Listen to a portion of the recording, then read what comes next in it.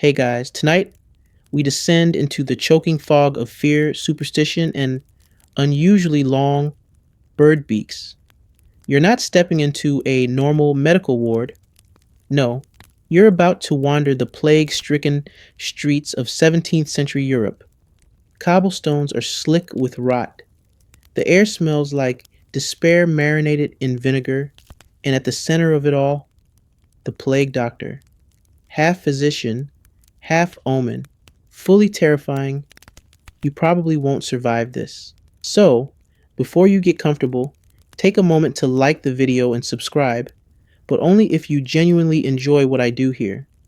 And let me know in the comments where you're tuning in from and what time it is for you. It's always fascinating to see who's joining us from around the world. Now, dim the lights, maybe turn on a fan for that soft background hum, and let's ease into tonight's journey together. You first see the mask before you see the man.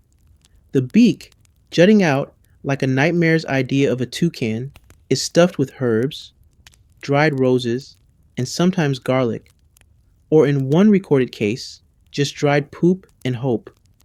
The glass eyes reflect the world in a warped little dome, and for a second, you wonder if he's even looking at you. He might not be. Or he might be deciding if you're next. You back away.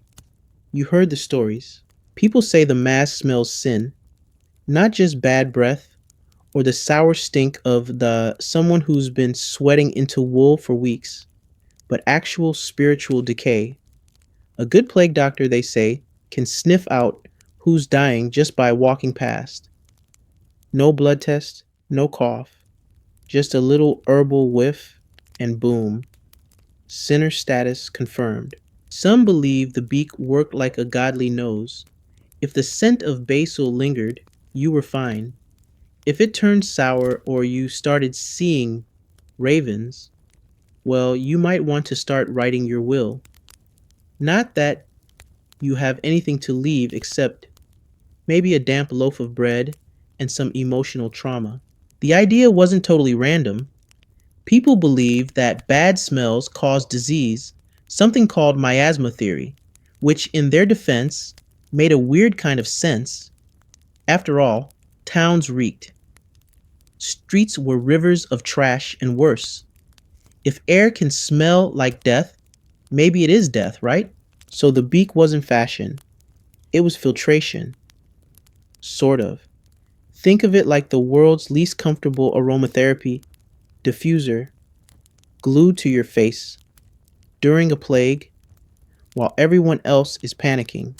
Inside the beak, doctors stuffed herbs, vinegar soaked sponges, and in one strange case, unicorn horn dust, which was just powdered narwhal tusk, sold at ridiculous prices to desperate aristocrats. The logic: if you're going to die, at least die expensively. Of course, none of this actually worked. The plague was spread by fleas and bacteria. You could sniff all the rosemary you wanted. It wouldn't save you. But that didn't stop people from believing the beak had power. Some towns swore it repelled demons.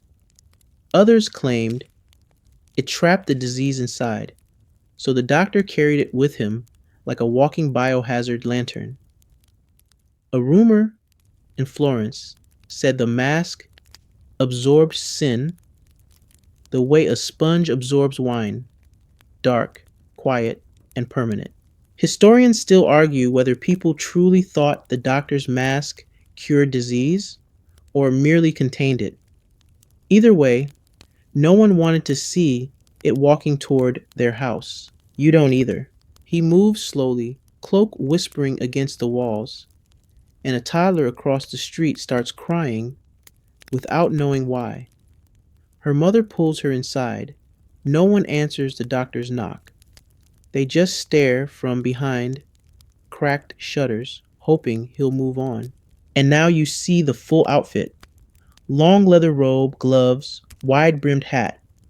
Basically, if Batman was raised by undertakers. It's meant to protect the skin, which people thought could absorb plague like a cursed sponge. In reality, it protected the doctors from lice and fleas, the true villains here. But they didn't know that. They thought they were dressing for war, against invisible forces, against the smell of death, against the wrath of God. The robe glistens with oil, not sweat, lard, in fact, smeared on the fabric to seal it. You hope it's pig lard. You don't ask. You want to look away? You don't. You stare at the beak, hypnotized. You wonder what it smells like in there. Cinnamon? Rot? Regret? And then something odd happens. He stops, tilts his head, almost like he's listening. No sound, no cough, just sensing. And then he moves on. You exhale. Didn't realize you were holding your breath. Behind him, a trail of silence. Birds, moments ago, fluttering around the chimney, have vanished. The wind doesn't blow. A cat, usually indifferent to everything, yowls once and bolts. He disappears around the corner.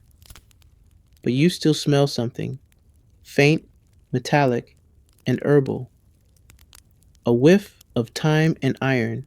Your grandmother once said, if you dreamt of a plague doctor, someone in your home would die within a week. She didn't mention if seeing one wide awake counts. Later that night, as the air cools and the candles sputter, you swear you see the mask again, hanging in your dreams, floating like a paper moon. Maybe it's just stress. Or maybe it's the herbs. Or maybe the mask did smell something on you after all. Sweet dreams. You wake up to a knock on the neighbor's door. It's not urgent, not panicked, just a slow, deliberate knock. 1, 2, 3. You don't have to look. You already know. The plague doctor is back. This time, people don't even pretend to ignore him. Curtains don't twitch. Children don't peek. Even the dogs lie silent, as if they too have heard the whispers. He isn't always a man. There's a rumor, one that clings to alleyways and old tavern soot, that plague doctors aren't human at all. Not entirely. Some say they're the last thing a dying person sees, not because they came to help, but because they came to collect, like a taxman for your soul. A few swear they saw one walk into a house and never come out. Hours passed, then days. Then someone opened the door and the house was empty. Even the floorboards were gone. Others whispered darker things. That plague doctors don't eat. That they don't sleep. That they don't breathe except through the herbs, and only because they need to filter the mortal world through something safe. Otherwise, they'd inhale your fear and burst into flame. And here you are, a few shaky feet away, watching one in broad daylight, trying to decide what's more terrifying, the outfit or the fact that you can't see what's inside it. He stands there, unmoving, a statue in boots. You wonder, is he listening or smelling? Some believed plague doctors didn't even have faces, that behind the mask was nothing, just shadow, or worse, your own face, twisted and dead, as if the plague had already chosen you, and this was just the courtesy call. Historians still argue whether plague doctors fueled the paranoia or simply absorbed it. But fear is sticky, and when people saw that beak coming down the lane, they didn't see medicine. They saw mourning in advance.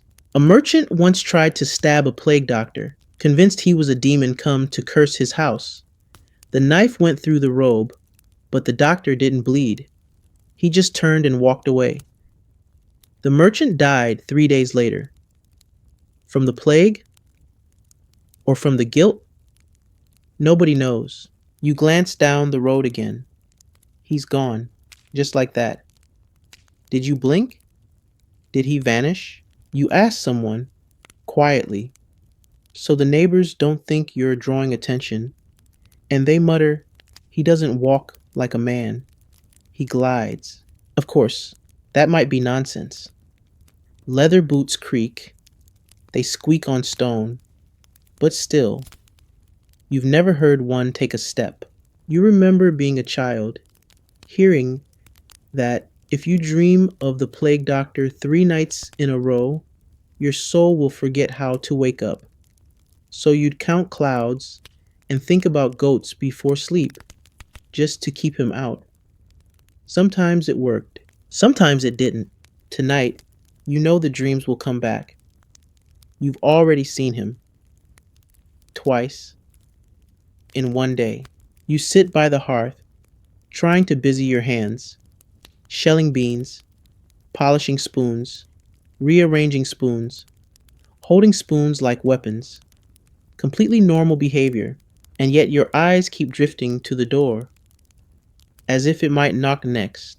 That mask, it's not just strange, it's become a symbol, a silhouette of fear, like a warning etched into your skull with chalk and bone.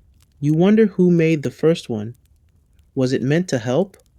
Or did they already know it would terrify more than it ever healed? There's a tale from Prague that says the first plague doctor carved his mask from the rib of a man who survived the Black Death. Not a doctor, just some stubborn peasant who refused to die. They boiled his rib, shaped it into a beak, and filled it with sage. Said it would carry the strength of the one who wouldn't leave. Another tale says the mask wasn't made by a man at all, but gifted by something older, something that watches. The mask, they say, finds the wearer, not the other way around. You hear that story and laugh, quietly, uncomfortably. You've heard worse. A drunk once swore that plague doctors were drawn to doorways like moths to lanterns, not because they were looking for the sick, but because they needed thresholds, boundaries, places where one thing becomes another, life into death, home into ruin, today into the next terrible thing. He also claimed they couldn't cross running water, or maybe that was vampires. The lines blur when you're scared, and make no mistake, you are. Not of the plague, not even of dying. You're scared of him, that still, leather-clad thing with a bird face and silent steps. The worst part? No one questions it. You're not alone in your fear. Entire neighborhoods have agreed, without speaking, that plague doctors are to be tolerated, not welcomed. Fed, maybe. Thanked, occasionally. But not touched. Never touched. The local baker once accidentally brushed one's sleeve while handing over a loaf. He screamed, dropped the bread, and cut off the end of his own tunic like it was on fire. That night, he burned the cloth and slept in the cellar. No one said anything, because you never say anything bad about the doctor. You never curse, you never mock, and you definitely don't draw their mask in charcoal on the pub wall and pretend it's a joke, because you might wake up with the drawing gone and a real one standing in its place. You stir the coals and pretend the fire will protect you. You know it won't. You make the mistake of walking the long way home, past the shuttered bakery, down the alley, where the walls lean in like they've been gossiping about you, and through the square, where bodies used to be buried in haste. It's quieter now. The plague's peak has passed, some say. Fewer bells tolling, fewer carts rumbling under the weight of last breaths. But the fear hasn't gone. It just hides better. As you pass the old fountain, you catch a strange smell. Not quite rot, not quite spice. Something between incense and illness. And there he is again. This time he's lighting something. A small clay pot, set atop a low iron tripod. He fans it gently with his sleeve. Smoke curls into the air like a whisper, losing its way. It smells of cloves, rosemary, and Is that vinegar? You duck behind a pillar, pretending to fix your boot. He doesn't look at you. Or maybe he does, but those glass eyes don't blink, don't flinch, don't give you anything back. You've heard about this. Fumigations, they call them. People believe smoke could cleanse the air. That fire could drive out disease like a broom sweeping sin. Some say plague was a punishment. Others believed it was a spirit, a bad one, that clung to the air like an invisible fog. So the doctors burned herbs in alleys and rooms, thinking they could trick it, choke it, or convince it to leave. There's even a tale that plague hates music, that if you burn herbs while playing a flute, the spirit becomes confused and leaves out of sheer embarrassment. You'd laugh if you hadn't seen the piper, 2 streets over coughing blood just last week. Still, the belief sticks. People hang bundles of lavender from their doorways. They burn juniper in their hearths. They wave incense around the mouths of the dying, hoping it'll draw the sickness out like a moth from a flame. Historians still debate whether these rituals helped. Maybe the smoke kept rats away. Maybe it was the ritual itself that comforted people. Because doing something always feels better than doing nothing. The doctor's smoke thickens, wrapping the square in a strange fog, and you realize something unnerving. You can't smell anything else now. Not the rot, not the river, not even the faint sharpness of horse dung that usually marks this part of town. Just smoke. He stands still, watching the pot. Maybe he's timing it. Maybe he's praying. Or maybe he's just letting the air change around him, like a spell completing itself. Someone once told you that the beak works like a key, that certain combinations of herbs could open invisible doors. Let the doctor step sideways into another world, a cleaner one without disease or taxes. Maybe that's why he moves like he does, like he's never entirely in this world to begin with. And yet here he is, right in front of you, breathing in rose petals and burnt onion skins. You try not to inhale too deeply, just in case. He turns away and walks toward a shuttered building. It used to be an inn. Now, it's just a door with a chalk X on it and no sound inside. He doesn't knock, just steps through. You blink. The door never opened. You stand there frozen, your mind racing through every rational explanation. Maybe someone opened it from inside. Maybe it wasn't latched. Maybe you blinked for too long. Maybe not. People say plague doctors can walk through doors, that they don't need hinges or handles, that the robe lets them pass, not just into rooms, but between life and death, as if the leather is stitched not with thread, but with old pacts and forgotten rules. You wonder who gave them that power. The crown? The church? Something older? You glance back at the street. Smoke still hangs in the air, but he's gone. No sign of him. No footprint. Not even the smell lingers. You hurry home, every sound suddenly too sharp. The creak of wood, the flap of laundry, your own breath scraping in your chest like it's trying to get out. When you finally shut your door, you lean against it and exhale. It feels safer, sort of, until you realize the smoke smell is on your clothes, in your hair. You strip your outer layers, stuff them into the fireplace, and light them. Your mother would be horrified, wasting good wool, but your hands shake until the flames catch. You tell yourself it's just smoke, just herbs, just superstition. But deep down, you remember something else. A midwife once told you that if a plague doctor's smoke follows you home, it means he's marked you. Not for death, not exactly, but for watching. You don't light a candle that night. You don't want shadows, but they come anyway. And in the dim half dark of your bedroom, you think you hear a breath, Not yours. Just one. Long. Filtered. Like it passed through dried time and regret. You wake before dawn, eyes heavy, mouth dry, limbs stiff from sleeping with every muscle clenched. The fire has gone out, leaving behind only the soft crackle of cooling ash and the faintest scent of burned wool and rosemary. You stare at the ceiling. You don't move. You don't need to. Because you know, without looking, that he's outside again, not standing directly at your door.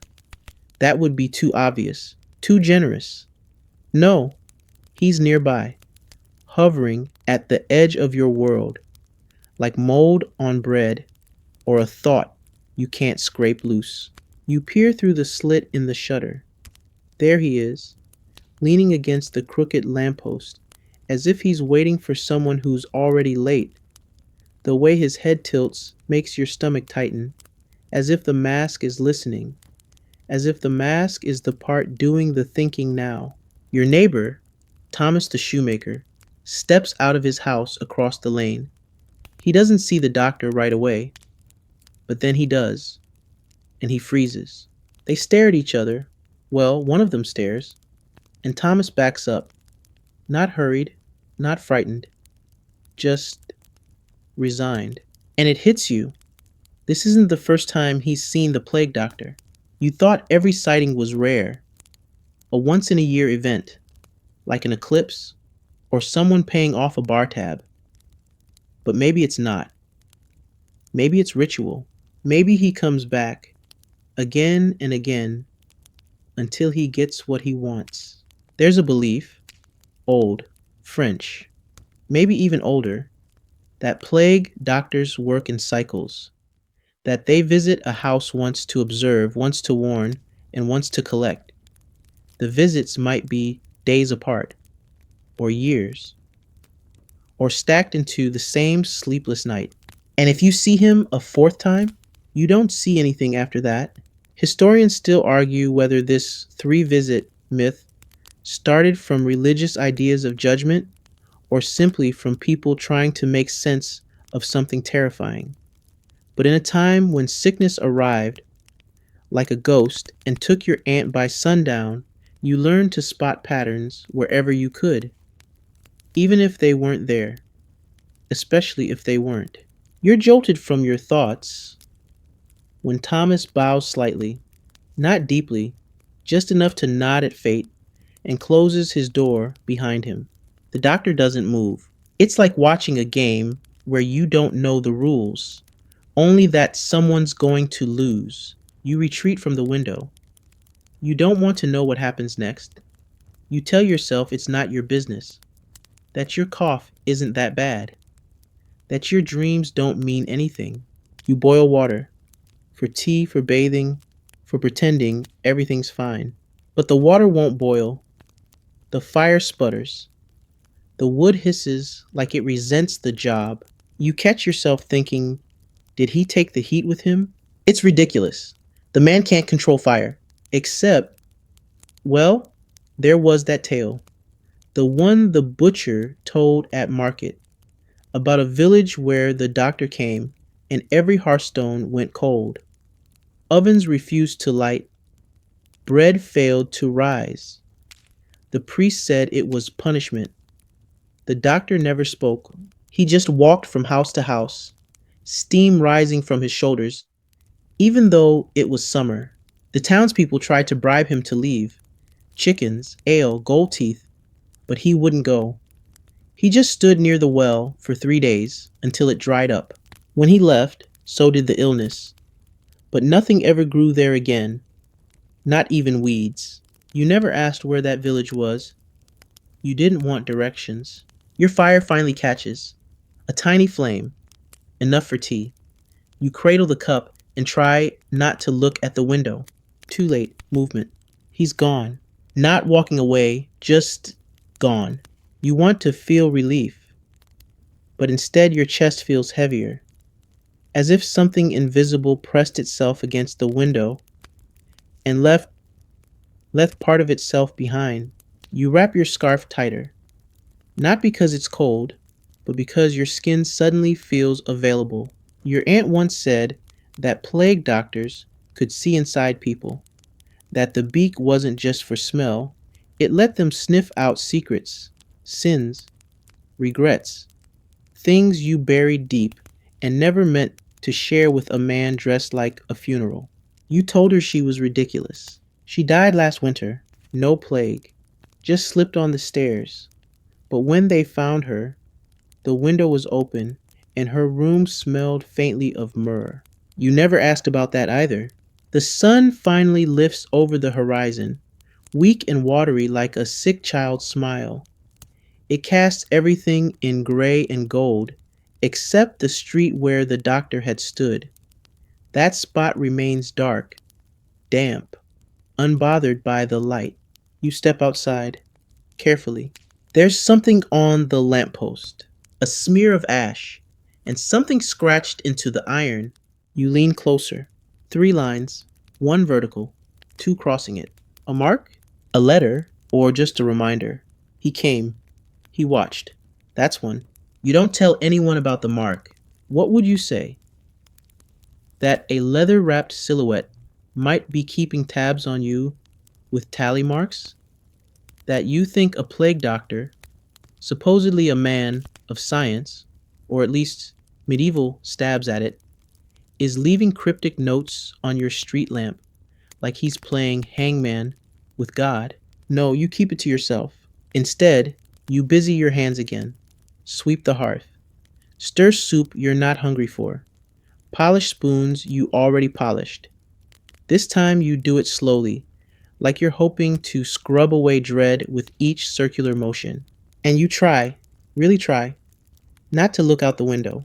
But you do, and nothing's there, just like before, except for the birds, or rather, the lack of them.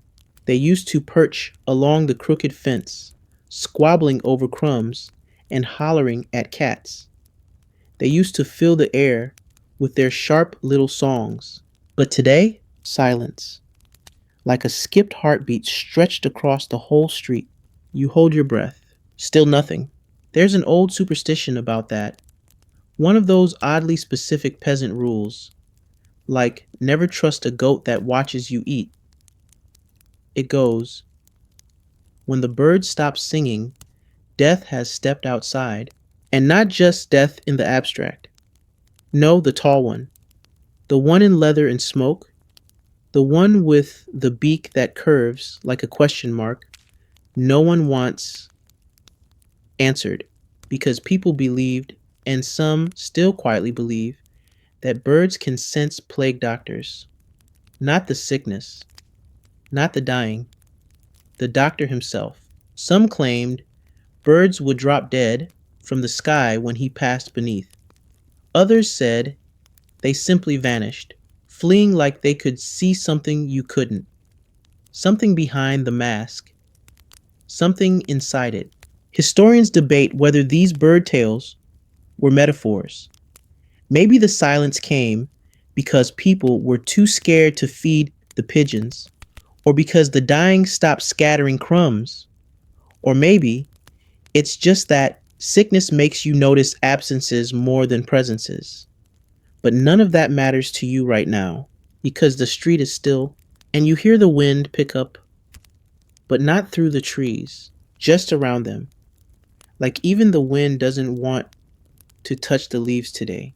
Your fingers tighten around the spoon.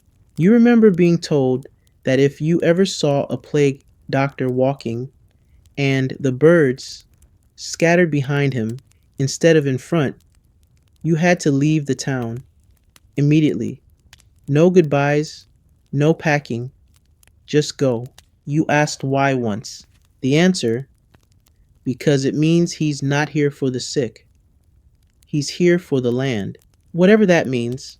You drop the spoon. It clatters, loud in the hush. You glance out again. Still no sign. But then you notice the oddest thing. There's soot on your windowsill.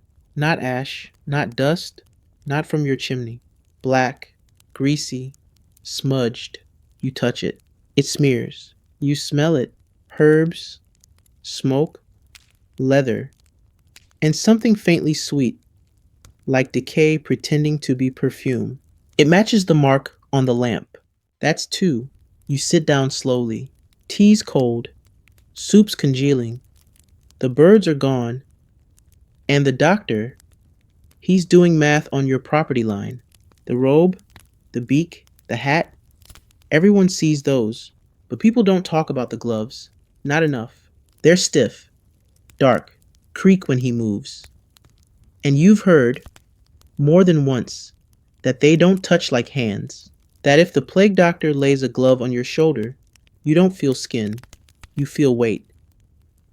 Gravity. The idea of stone, like the ground reaching up through your bones. And worse, some say the gloves don't move unless he means them to. There's a tavern story you half remember about a plague doctor who was attacked in Naples. A gang tried to rob him. Money, herbs, whatever they thought he carried.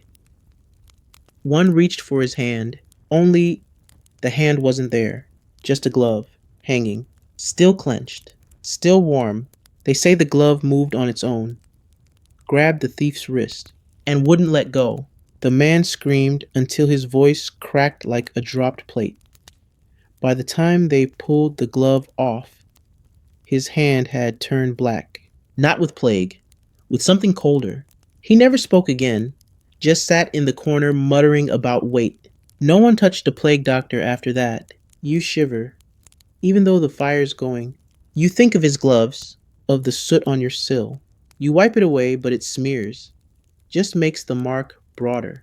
You don't try again. Later that evening, you hear something fall outside. A thump. Not heavy, not sharp, just intentional. You open the door. Step out slowly. A dead bird lies at your feet. Small.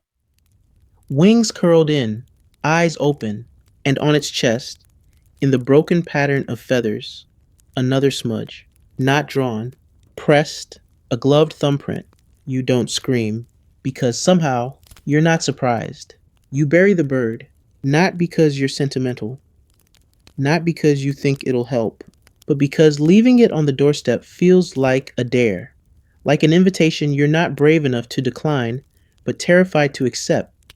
So you scoop it gently, using an old cooking cloth you don't plan to keep, and walk it to the edge of the garden.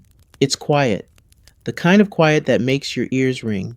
You dig with your hands. The ground is dry, despite yesterday's rain, almost like it's resisting. The bird is light, still warm, which shouldn't be possible. You lower it into the hole and cover it quickly. No prayers, no ceremony, just earth on feathers and the uneasy feeling that someone, or something, is watching you from the hedgerow. You don't look. You go back inside, and you wash your hands, twice. Then you check your windows, then the doors, then the ceiling, for reasons you don't even understand. But your gut whispers, make sure he's not inside already. You never used to think like this, but now you find yourself remembering stories you once laughed off. Like the one about the farmer who heard a knock at his back door, only to find the plague doctor standing at the front. The idea was that if you ever saw two at once, it wasn't a visitation. It was a collection. And no one escaped that. You make tea. Again, chamomile. It's supposed to calm you. But the steam curls upward and smells faintly of sage, which you didn't add. You pour it out. You sit in your chair, the one near the fire, the one you've always trusted. You stare at the floor and notice something odd. A footprint. Faint. Damp. Like someone stepped inside with wet boots, but you were just outside. And you didn't come in through the front. You lean closer. The shape is long, narrow, almost bird-like. You check the door. Locked. But the footprint leads from the window. Just one. Coming in. None leading out. You sit down again, slowly, carefully. You decide not to mention this to anyone either. It's better, somehow, to be quietly terrified than to sound like someone who's gone soft in the head. Still, you can't help but think, maybe he was here. Just briefly, just enough. There's a belief in some coastal towns that if a plague doctor leaves a footprint inside your house, you're safe. Not because you're blessed, but because he's already taken what he came for. So people would check their floors every morning, praying for a print, like it was a signature or a receipt. Others said the opposite, that a footprint meant you were next, that he was measuring your soul for departure, like a tailor with very poor bedside manner. Historians can't agree. Some argue these stories arose from desperate attempts to find logic in the chaos.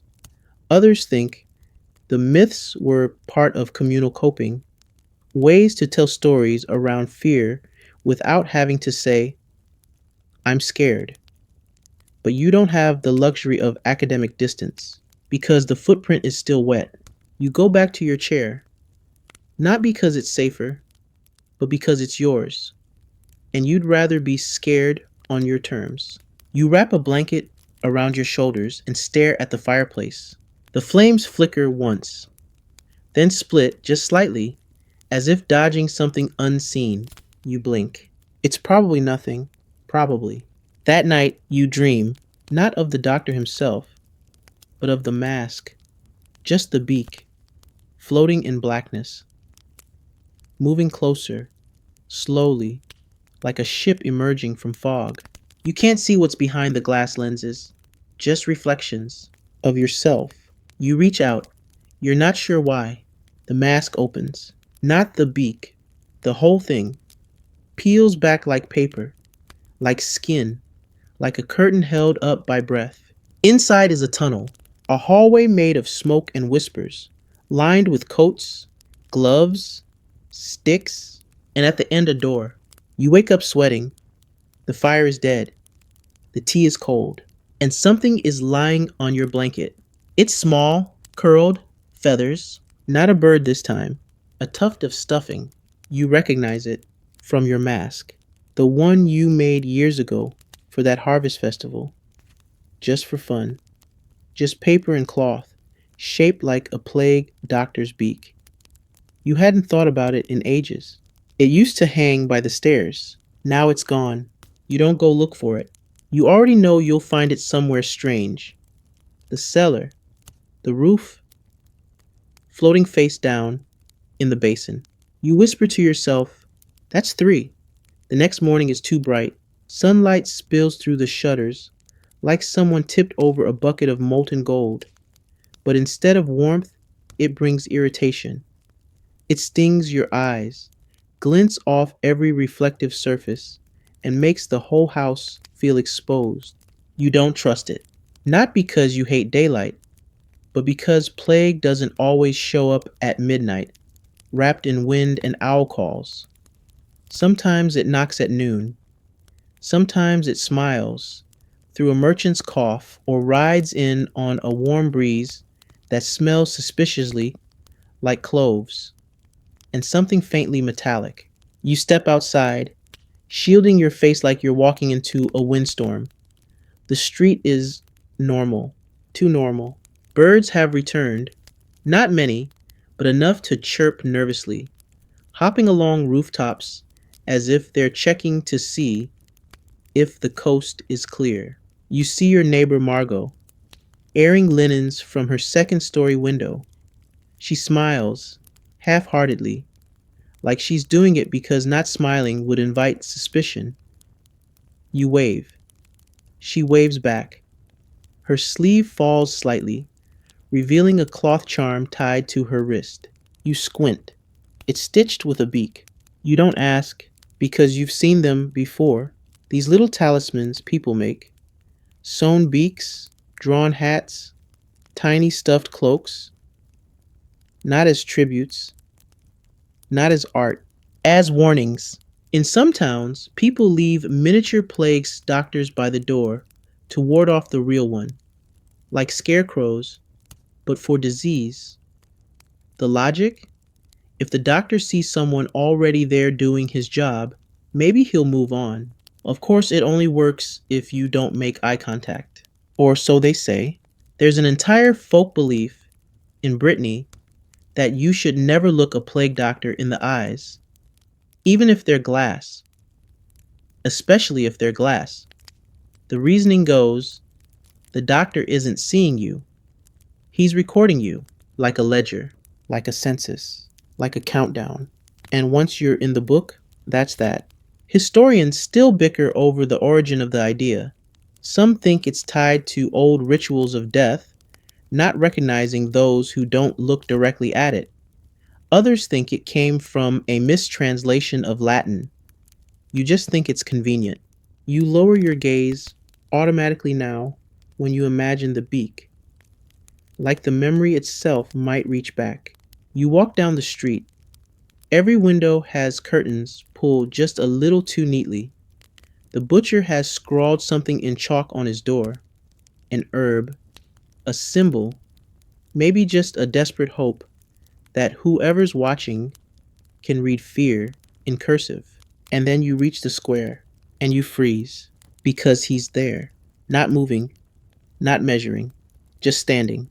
At the center of it all, framed in the fountain's dry basin, like a statue nobody remembers putting there. People pretend not to see him. They adjust baskets, tighten laces, suddenly find a very compelling interest in the cobblestones. But you're done pretending. You look, the robe is the same, black as forgetting. The beak, stiff and cruel, now glints just slightly with condensation from within. And the staff, his long, slender cane, rests against the fountain like it belongs there. You hadn't noticed the cane before.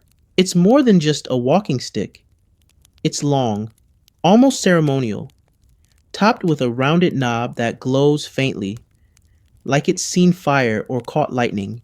They say plague doctors use their staffs to measure more than distance, to gauge the weight of sin, to lift the chin of the dying without ever touching flesh, to tap at doors and windows and souls. Some believe the staff could drive spirits out. Others thought it invited them in. Your grandmother used to whisper that if a plague doctor ever pointed his cane at you, you had 7 days. No cure, no prayer, just 7. You count the days since the first footprint. 6. You want to run. But running is worse. Running is acknowledgement. And acknowledgement is permission. So you keep walking, slowly, calmly, and as you pass the fountain, your eyes flick to the staff. It twitches, just slightly. Maybe it's wind. Maybe your heart is thudding so loud it shook the air. You don't look again. That night, you keep every candle burning. Not because you think it'll help, but because you want light to witness you. You write a letter. Not to anyone in particular. Just a record. A last will of sorts, though it contains no money, no secrets. Just truths you've learned in 7 increasingly silent days. You saw the mask. You smelled the herbs. You counted the footprints. You kept your eyes down. You didn't mock. You didn't laugh. You buried the bird. You fold the letter. Place it under your pillow, just in case someone comes looking, just in case someone else needs to know the rules. You lie down, and from somewhere outside, carried on no wind at all, comes a soft tap, wood on stone, not a knock, a count. You don't move. You lie in bed with your eyes wide open, ears straining, breath shallow. That sound, tap, pause, tap. It's so gentle, so rhythmically calm, it could almost be mundane, except it isn't. Because no one in your town walks with a cane at this hour, and no one taps that slowly unless they're measuring something that can't be seen. You count the spaces between the knocks. 1 heartbeat, 2, then 3, a final tap, and silence. You wait. A part of you hopes it's over. Another part hopes it isn't, because what would it mean if it simply stops? Does silence mean he's gone, or that he's here? You finally rise, not bravely, not boldly, just because sitting in the unknown is worse than walking into it. You move through the house, barefoot, floorboards cool and dusty beneath your feet. You pass the hearth. You pass the window. You reach the front door. And there, perfectly centered, like a carefully chosen punctuation mark, sits his cane, leaning, not lying, like he set it there for you. You freeze. You've heard about this. Everyone has. When the cane is left behind, it means the doctor's work is finished. But finished how? Some say it's a gift. That leaving the cane behind breaks the curse, gives you protection from the next wave of death, as if he's knighted you with silence and wood. Others say it's a signature, that the plague doctor leaves the cane when he's taken something permanent, and now he no longer needs it. You step closer. The cane doesn't move. It's carved from something dark, not wood, not metal, something in between. It glows faintly at the tip, as though it's been somewhere hot, or holy, or hellish. You reach out. Just before your fingers brush it, the wind kicks up. Not outside. Inside, every candle flickers. The windows shudder. And from somewhere upstairs, you hear what sounds like a heavy breath. Not yours. Not quite human. You pull your hand back. You leave the cane. You back away from the door and sit in your chair. Again, you do a lot of sitting lately. You think about the breath upstairs. You consider going to check. Then you remember the story from that old man at the crossroads, the one with no teeth but a memory full of horror. He told you that plague doctors don't always come for the body. Sometimes they come for the space a person once filled. They slip into that absence like water into a mold and stay, become the echo of that person, their habits, their daily paths, their voice.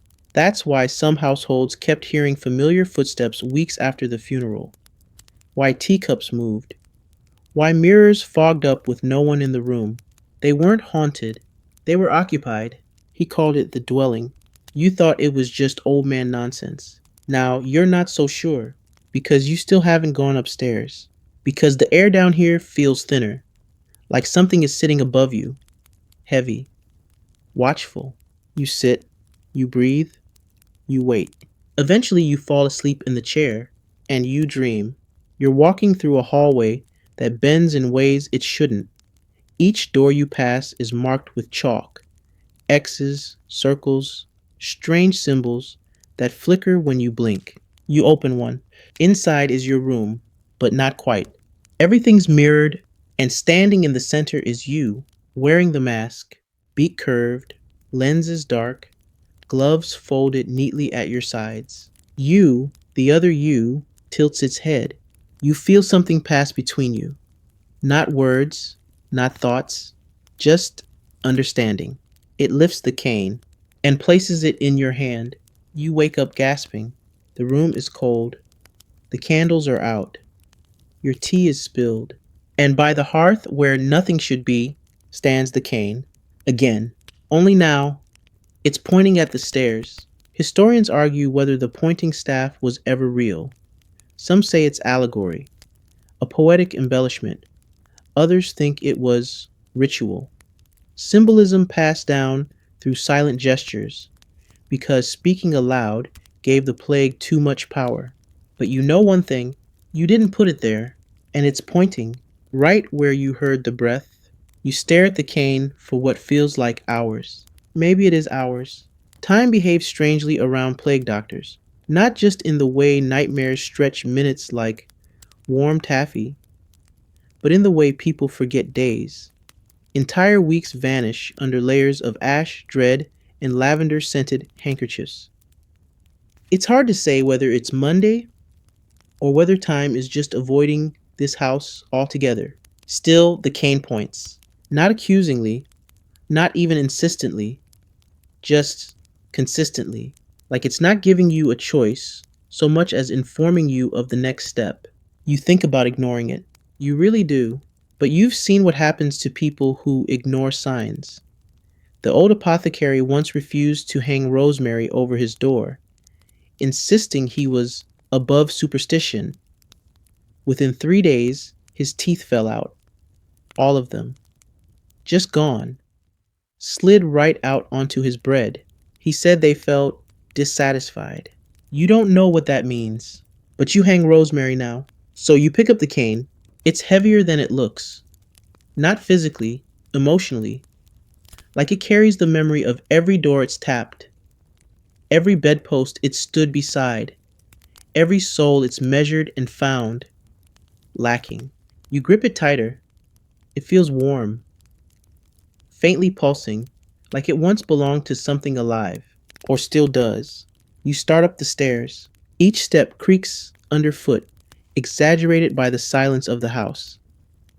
You pause at the landing. The hallway yawns before you, dark, dust flecked, smelling faintly of cedar and thyme.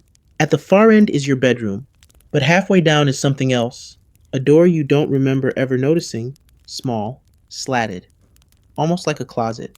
Except it wasn't there yesterday. You're sure. You edge closer.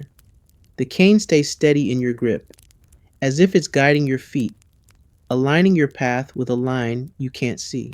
You stop before the door. You do not knock.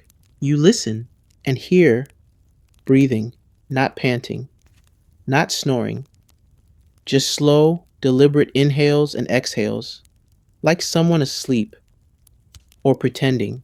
You reach for the latch. It opens too easily. Inside is a narrow, shadowed space, barely larger than a wardrobe. Dust hangs like old curtains. The air is stale, but the scent is unmistakable. Vinegar, thyme, aged leather, and underneath it all, the faint metallic note of rusted regret. And there it is, the mask. Not on a face, not hanging, just there, suspended midair, like someone took it off and forgot gravity. It turns slowly, as if noticing you. You don't move.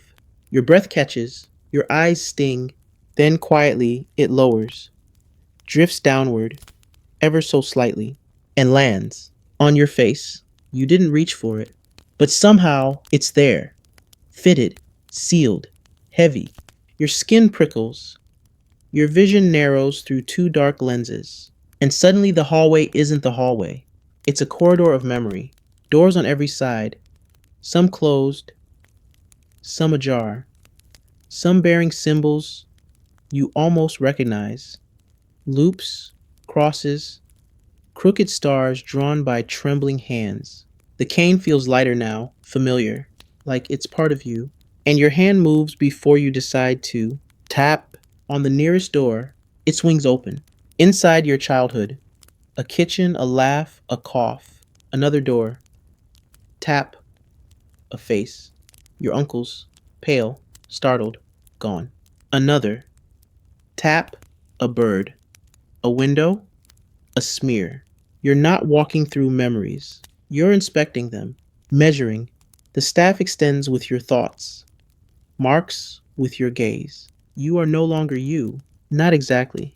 You're something more or less. The mask is quiet, not oppressive, but absolute. You see now why they wore it. Not for protection, not just, but because it focuses you, clarifies, erases the unnecessary. You come to the last door. It has no knob, no hinge, just a faint outline and a single mark drawn in soot. A beak. You raise the staff and wake. You're on the hallway floor. The mask is gone. The cane is gone. The door is gone. Just the hallway. Just the air. Just the faintest breath of time trailing behind your dreams. Historians still argue whether plague doctors used dreams as diagnostic tools, interpreting them like entrails, peering into sleep the way they peered into wounds. One 16th century journal claimed that if a patient dreamt of a bird in a tunnel, it was time to prepare the funeral cloth. You don't write your will, but you do change the sheets. You don't speak of it. But when you pass the wall where the closet wasn't, you swear you see a sliver of soot still clinging to the paneling, just enough to mark a door you no longer need to open. You stop opening windows. Not because the air smells bad. It doesn't. Not anymore. In fact, it smells oddly clean, like boiled herbs and stone. But the breeze has changed.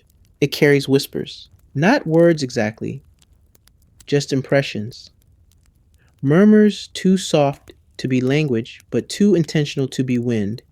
You swear they gather in the corners of rooms, tugging at your clothes when your back is turned.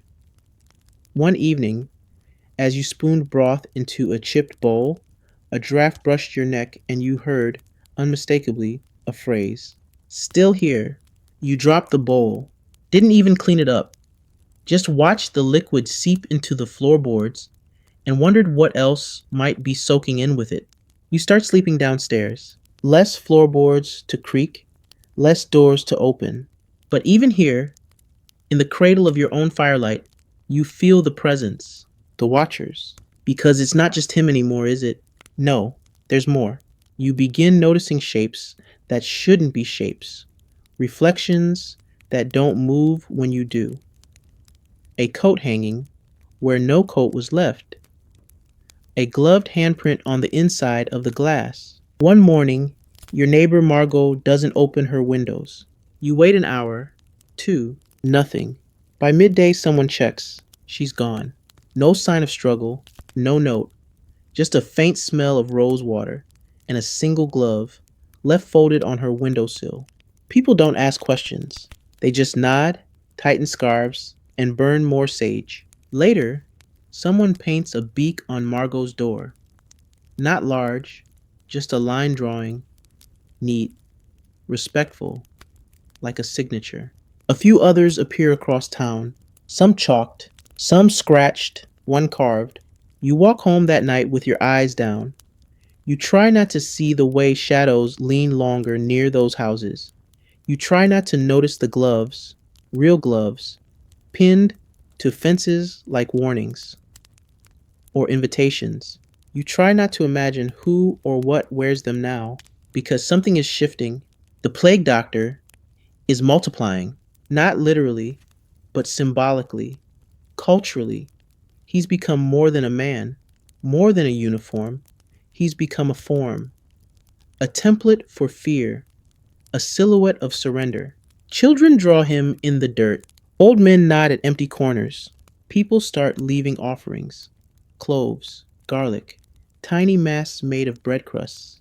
You think of that scholar who once wrote that fear seeks icons, that we wrap our dread in shapes and call them holy, or cursed, or protective, depending on what we need most that day. Historians still debate whether the rise of the plague doctor image was driven by medicine, fashion, or folklore. The beak mask only lasted a few generations, yet it outlived empires in memory. And now, you're living with it. You find one in your cupboard, not a doctor, just the mask, sitting neatly beside your tin of salt. No note, no sign of entry. You don't touch it. You just close the door and quietly start keeping your salt in your coat pocket. That night, the hearth won't light. You try flint, candle, even the oil lamp. Nothing. Then you hear it. A hiss. Not like a snake, like steam escaping from something closed too long. You look up and see, just for a moment, someone standing in the fireplace. Not tall, not robed, just masked. Before the soot collapses and you're alone again.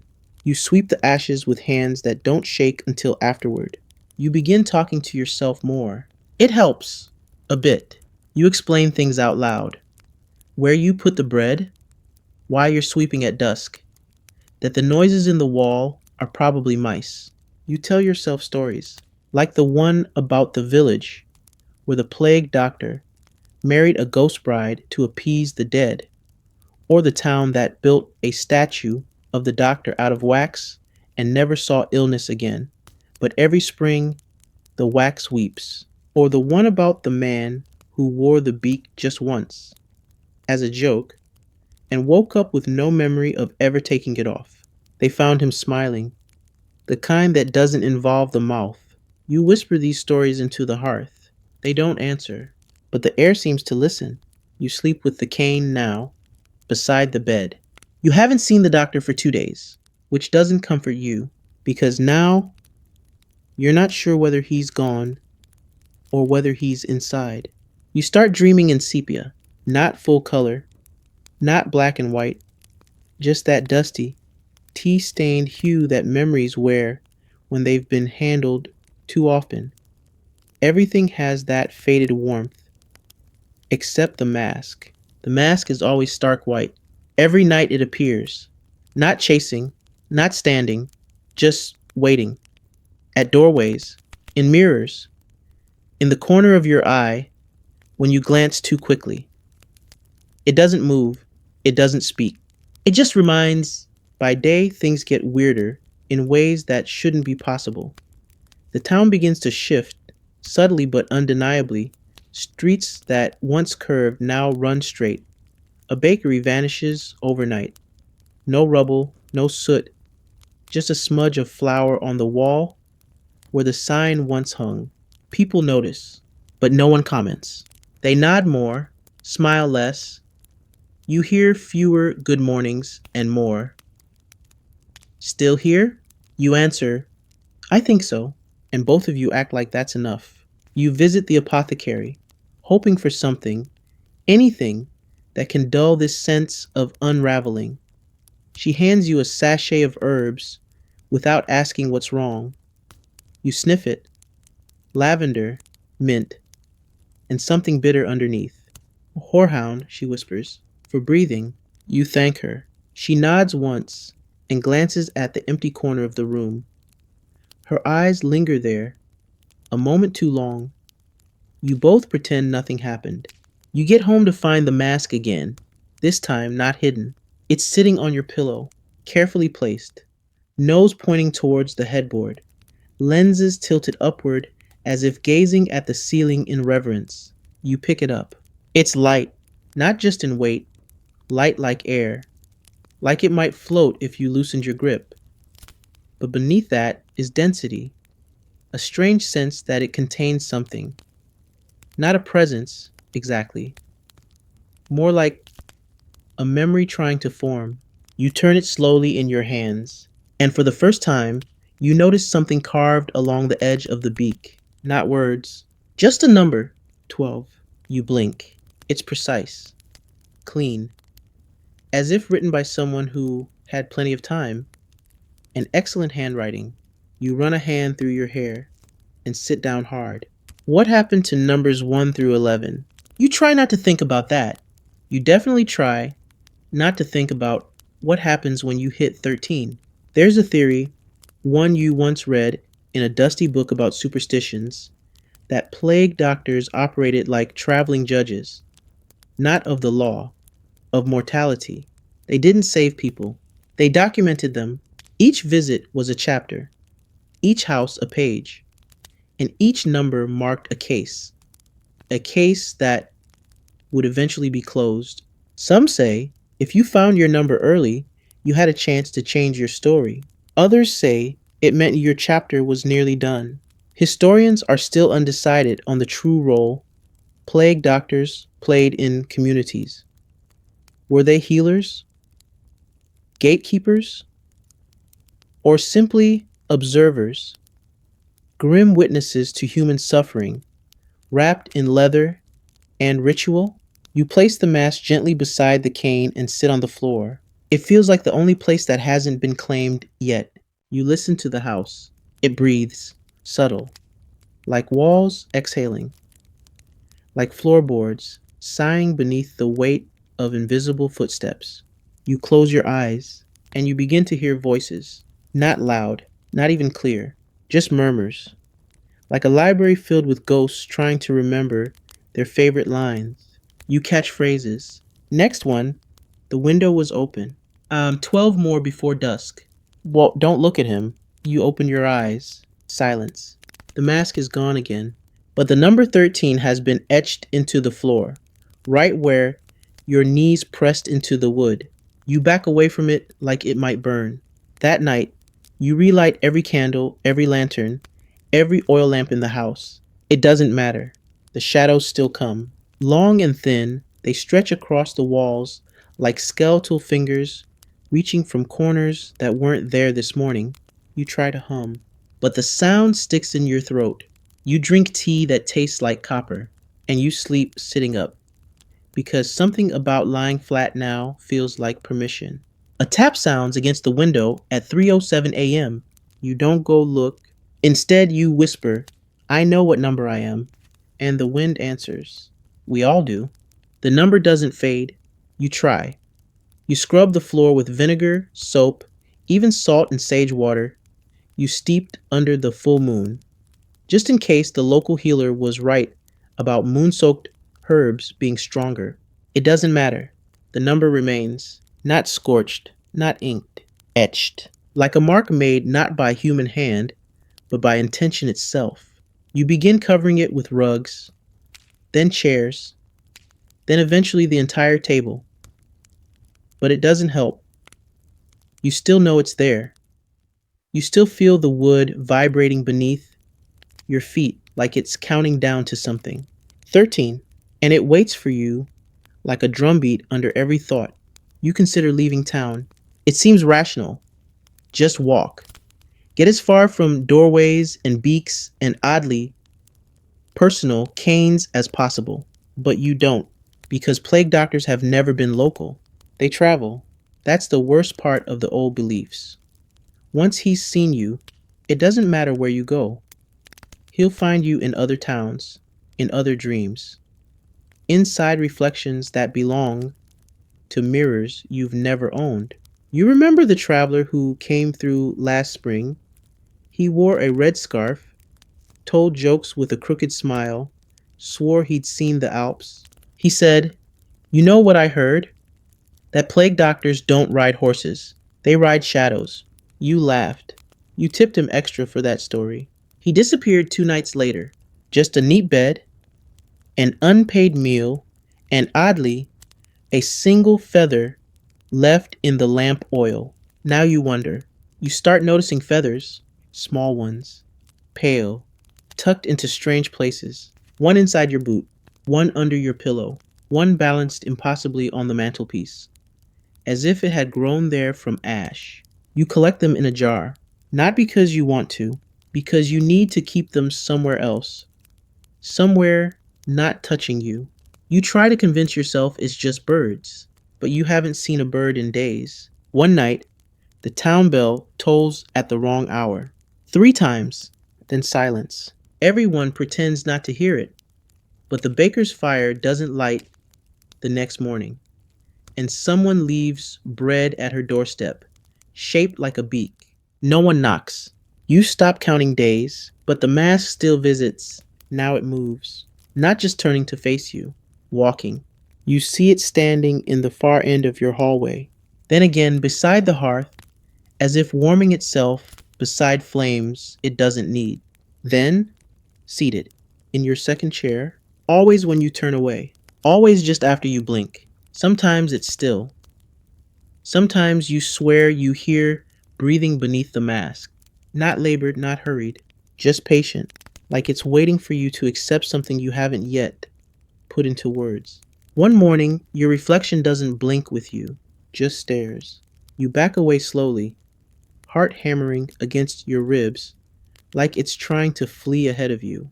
You don't look in mirrors anymore. They say that when the plague doctor truly chooses you, it's not about sickness. It's about readiness.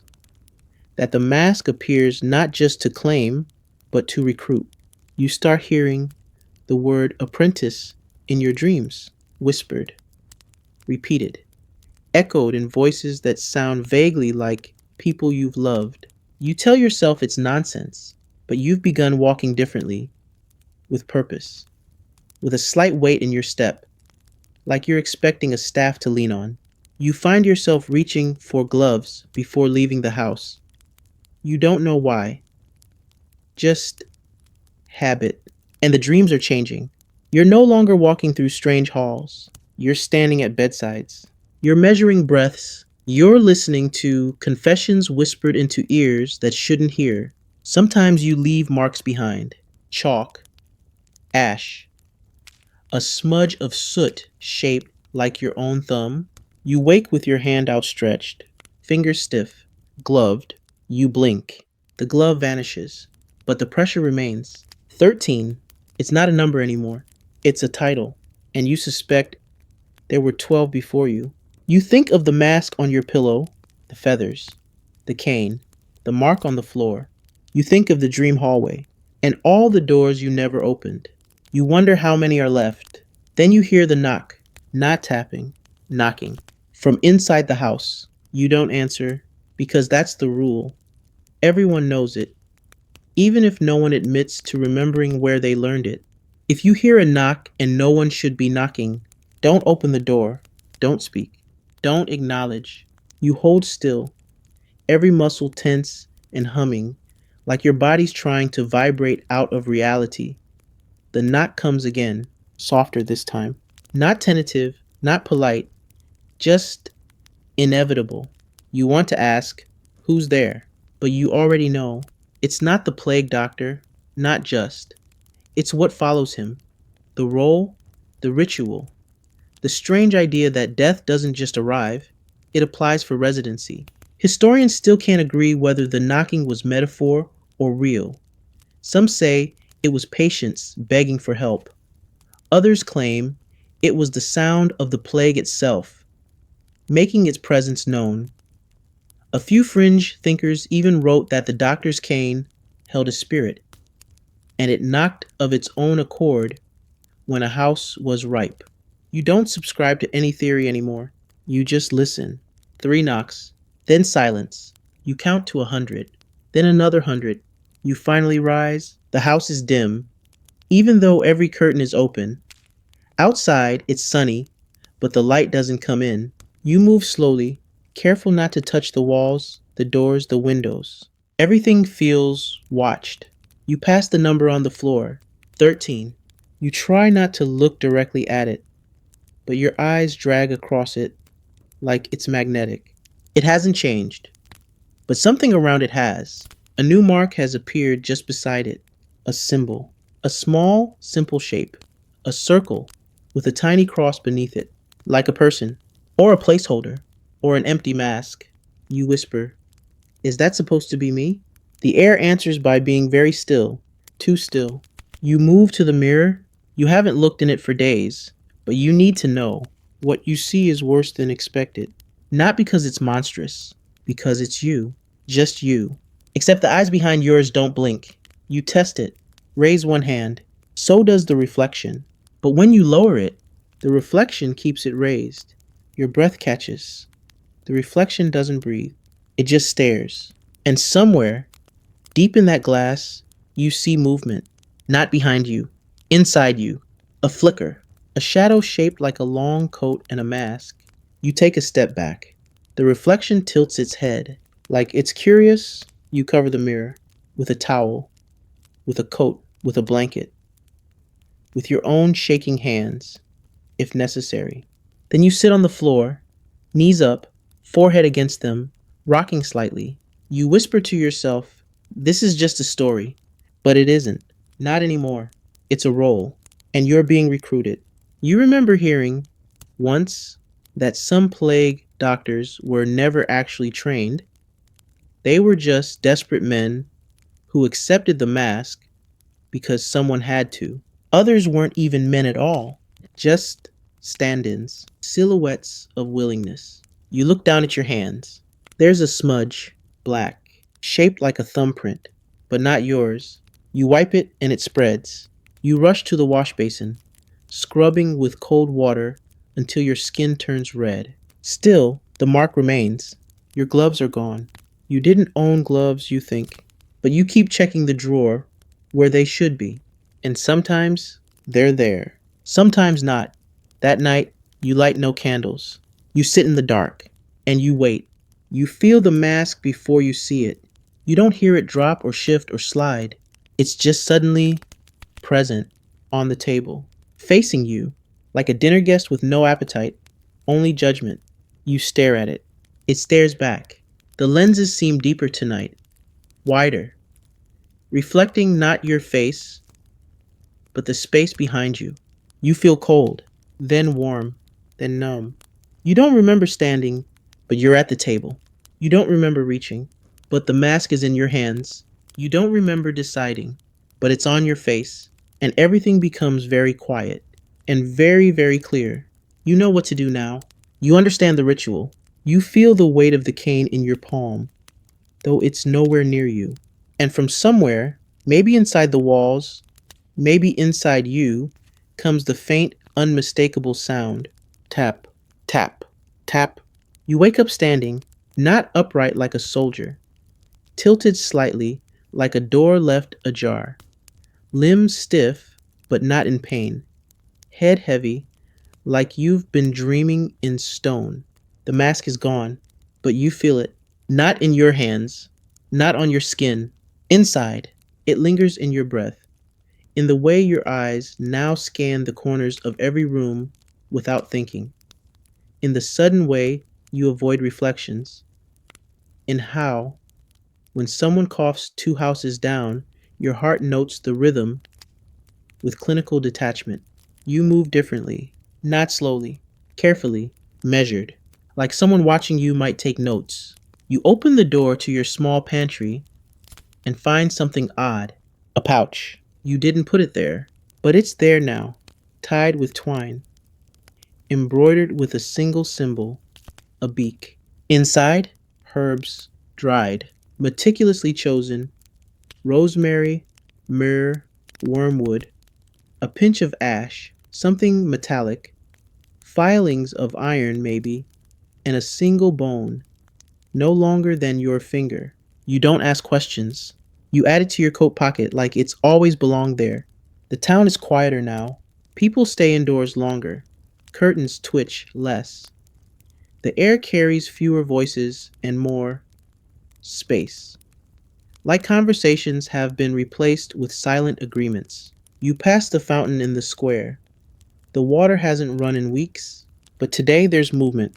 You lean in, floating on the surface. A glove. Yours? Someone else's? Hard to say, but it's facing upward. Open, like it caught something invisible. You walk on. The children no longer play near the bakery. Instead, they gather near the well, stacking pebbles in strange shapes, circles, crosses, one that resembles a beak if you squint sideways. They don't laugh anymore.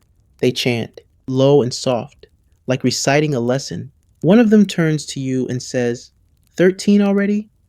That was quick. You don't answer. You can't.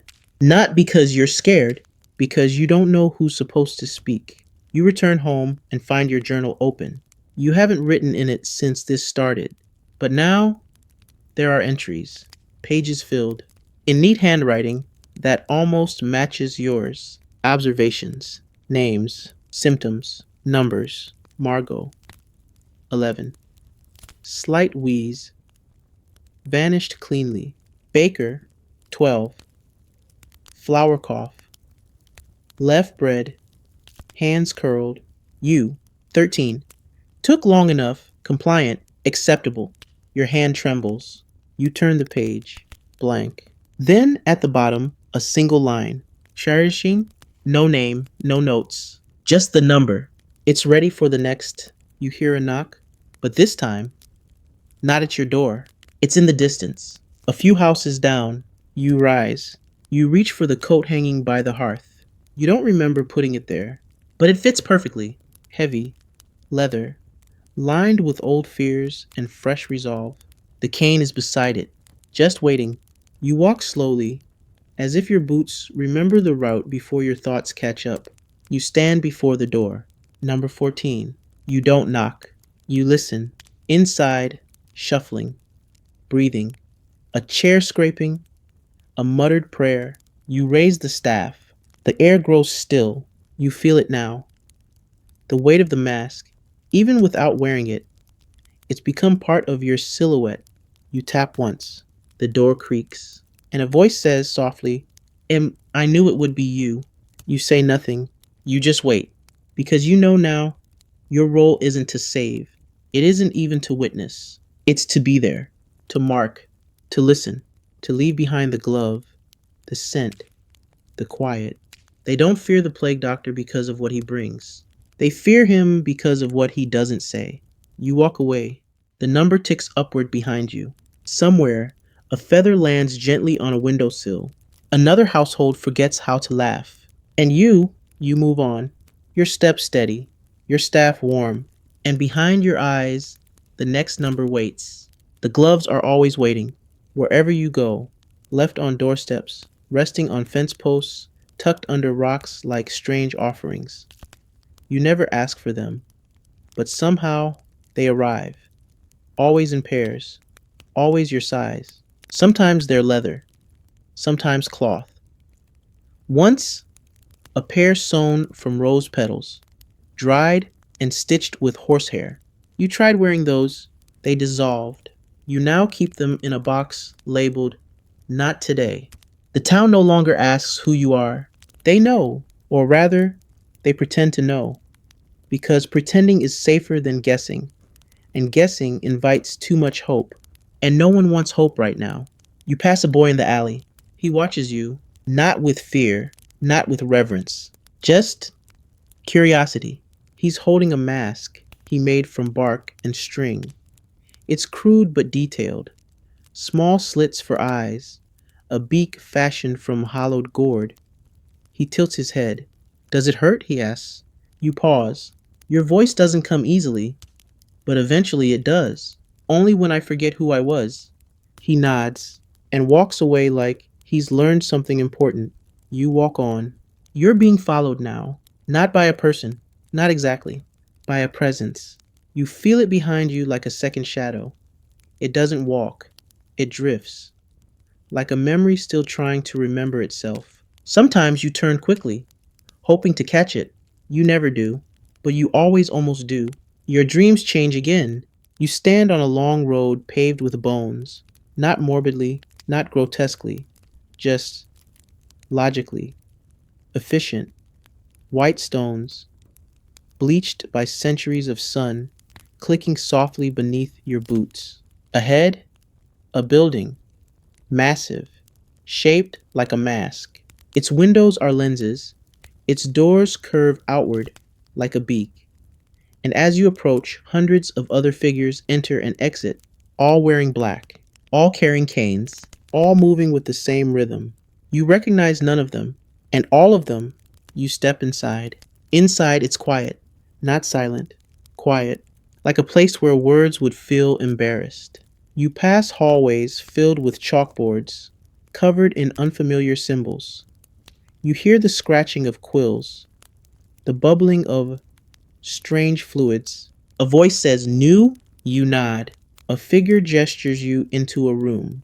There is no door, just a curtain, heavy and red. Inside, a mask. Your mask, waiting on a pedestal. You don't remember leaving it behind. But here it is, and beside it, a book, thick, bound in something too smooth to be leather. You open it. Inside, names, dates, details, your handwriting, every visit you've made, every soul you've measured, every number etched behind closed doors. At the bottom of the most recent page, a blank line. You write, Fee 14, accepted.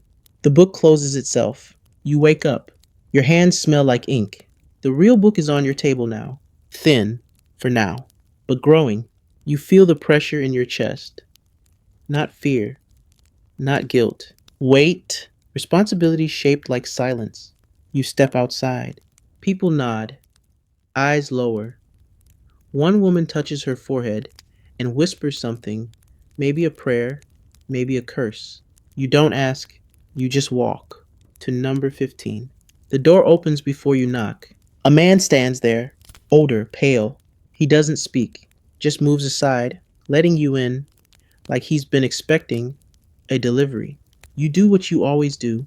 You listen, you observe, you mark. And when you leave, he's already placing a glove in his window. You didn't tell him to.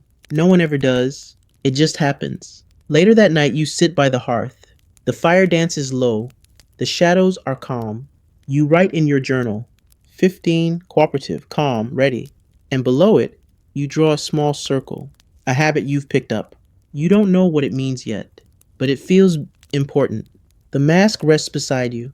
The cane leans gently against the chair, and in the rafters, a feather falls. You catch it without looking. You wake to whispers, not words, just sound, like a song being hummed by someone with no mouth. The notes rise and fall in unfamiliar patterns, skipping where you expect resolution, curling into themselves like question marks drawn in steam.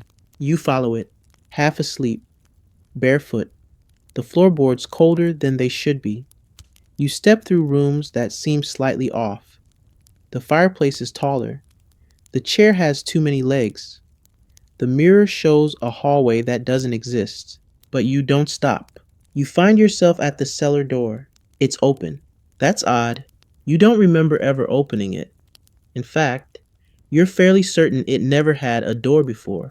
But now there's a staircase, winding downward like a spine, disappearing into darkness that hums in time with your heartbeat. You descend, not because you want to, because you must. The air shifts with each step, growing denser, warmer, more fragrant. Mirror cloves, and the distant smell of ink drying on old parchment. At the bottom, a room, circular, windowless, lined with shelves, and on each shelf, masks, dozens, hundreds, all different. Some are sleek and simple, others grotesque, with curling beaks and spiraled lenses. One appears stitched from wax, another carved from bone. All are still, except one, your mask, at the center of the room, resting on a stone pedestal, just tall enough to be uncomfortable to reach. You hesitate, but the mask tilts, just slightly, as if acknowledging you. You step forward, and the room sighs. Walls pulse once, gently, like lungs accepting a breath they'd forgotten they needed. You place your hand on the mask. It is warm, not from fire, from memory. And the moment your fingers touch it, you see, not the future, not even the past, just them, all of them, the ones who came before. 12.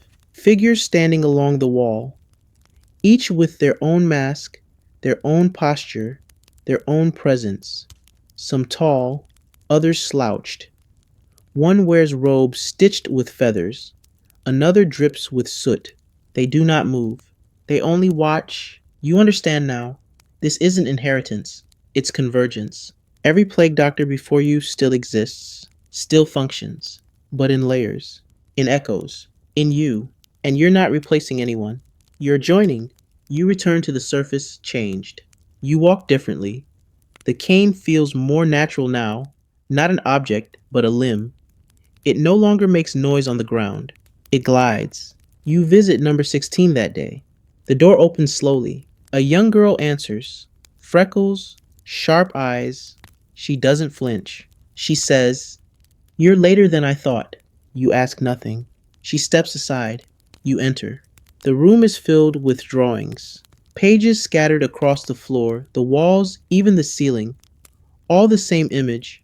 A tall figure, white-beaked, standing beside a winding staircase. You ask, "Where did you see this?" She shrugs. "In here," she says, tapping her forehead. He hums. You tilt your head. He doesn't speak, but I know what he means. You listen. There it is again, the hum, same as before, same tone. You write your notes silently. You do not touch her. You do not mark her.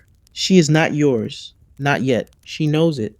She walks you to the door, and as you step outside, she says, "17's waiting." You pause. Turn. "How do you know?" She smiles. "Because children always know." He told me. You leave, not shaken, not entirely calm, but aligned. The path is clear now. You return home, write the new entry. 16, not claimed, echo sensitive. File under future. You close the journal. The mask breathes on its own now, no longer a thing you wear, but a part of you that waits, quietly, like a shadow, that sometimes walks ahead instead of behind. 17 lives by the river. A quiet shack, just past the bend, where the fog clings to the water like it's trying to remember its own reflection. You walk the path slowly, not because of uncertainty, but out of respect. The reeds whisper as you pass, low, raspy, ancient, like the plants themselves have seen plague doctors before and are murmuring your arrival to the stones. You reach the shack. It doesn't look sick, not like the others. No soot, no beak drawn in chalk, no gloves left out like a resignation letter. Just stillness. The kind that feels deliberate, like the house is waiting for you to knock before it remembers how to breathe. You raise your hand, but before you tap, the door opens. No one inside, just a room full of wind. You step in. It's warm, smells like nettles, damp books, and something fermented. The walls are lined with glass jars, each holding a different thing: dust, buttons, pebbles, teeth. One contains only air, sealed and labeled from the moment before lightning. And in the center of the room, a chair facing a mirror, and in the mirror, you, but different. Your coat hangs heavier. Your mask shines with wear. The cane's tip glows faintly red. You are not alone in the reflection. Behind you, a man. Tall, thin, pale. He's smiling, but not at you, at your presence. "I about time," he says, but the voice comes from within you. You turn, no one there. You face the mirror again. He's still behind you. You move left. So does he, but always half a second too late. Like he's remembering to follow. You speak. "Who are you?" His smile shifts. "I was 17. Your blood cools. "I am 17, you say quietly. The reflection tilts its head. "Then why are you still asking questions?" He places a hand on your shoulder. No, your reflection's shoulder. You feel it. Cold, heavy, comforting. He says, "We all think we're the last one." Then he vanishes. Just like that. The mirror empties. You breathe. And the cane in your hand hums gently. You sit in the chair because it feels right. You stare into the mirror again. Nothing changes. But inside, you shift. Your shoulders fall lower. Your thoughts stop fighting. You fit now. You understand. 17 wasn't a house. 17 wasn't a person. 17 was a stage. A threshold. The moment where the role stops being a burden and becomes identity. You rise. Write one line in your journal. 17 me. No notes. No symptoms. No drawings. Just a name. Yours. Not the old name. Not the one from before. The new one. The silent one. The one that walks in long coats and whispers in dreams and speaks through the tap of a cane. Outside, the river runs silently. You kneel beside it and drop a single glove into the current. A message. The next is ready, and soon we'll understand. 18 lives far from town, in the hills. The kind of place where roads don't go and maps give up. The kind of place where silence isn't just quiet, it's intentional. Woven into the soil, carved into the stones, hung like invisible curtains between the trees. You start the journey just before dusk, because dusk is when truths travel best. The wind rises as you climb, brushing against your coat like an old friend trying to warn you without saying the words aloud. The cane taps softly. The rhythm isn't for walking anymore. It's for marking, like a metronome for the ritual. Every few paces you pause and listen, not to sounds, to absence. Somewhere in the rustling, something is not there. And it is precisely this absence that tells you you're getting close. 18 is not a person, at least not entirely. 18 is a record, a collector, a keeper of all that came before. Names, numbers, symptoms, symbols, scratched into bark and bone. You reach a clearing. There's no house, just a circle of stones, weathered, cracked, each one bearing a different mark, familiar in ways you can't articulate. You step inside. The air changes, denser, full of breath that isn't yours. At the center, a mask, resting atop a stack of books, ancient, mold-kissed, bound with sinew and superstition. You recognize it instantly. It's the first one, the prototype. Heavy leather, hand stitched, eye holes too narrow, beak absurdly long. You've seen sketches, but here it is, real. It looks tired. You kneel. The earth beneath you hums faintly, vibrating with 1,000 forgotten stories. One of the stones glows faintly, not from light, from recognition. It knows you, and you finally understand 18's role, the archivist, the one who remembers not just names or dates, but the feeling of it, the sorrow, the hope, the odd beauty in the quiet work of walking from door to door, listening to the stories people only tell when they think they're dying. You touch the mask. It's brittle, but it doesn't crumble. It acknowledges you. You place a hand on the books. The top one opens by itself. Pages flutter, pause, settle on a name, your own, but not the one from yesterday, the one from today. And beside it, a number, 17. Beneath it, a blank space, waiting. For 18, you close the book. You do not take it with you. You do not disturb the circle. You simply stand and say aloud to the wind, I remember you. The wind sighs in return, as if grateful. You descend the hills slowly, the cane no longer tapping. It glides, like a finger tracing memory into the soil. At the edge of the woods, a child waits, barefoot, silent. She holds a drawing. It's of you. Mask, coat, staff. She offers it wordlessly. You take it. She runs off. And on the back of the page, written in red, 19 is already dreaming. You smile. The kind of smile that doesn't reach your mouth, only your bones. You walk home under a sky that knows your name. Tonight, you will not write in the journal. Tonight, you will remember. Because 18 isn't about recording, it's about honoring. In The Mask by the Hearth, it watches quietly and waits. You don't sleep much now, not because of fear, because of purpose. Sleep is optional when your dreams are louder than your waking life. And lately, yours have been instructional. You no longer dream in places. You dream in symbols, a circle drawn in salt, a candle that burns underwater, a mirror that reflects someone else's memories, someone you've never met, but whose bones ache just like yours. You understand now. You're nearing the end. Not your end necessarily, just the last turn in a long corridor before someone else picks up the lantern. You walk into town. Everything's quieter than usual.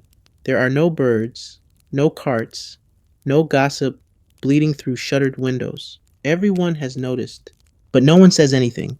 They only glance at you from behind curtains. Some nod, some bow their heads. One man sets a bowl of soup on his doorstep and steps back, hands shaking.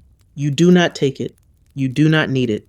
Because you're no longer the you who eats soup. You're the you who counts doors. And today, you've reached 19.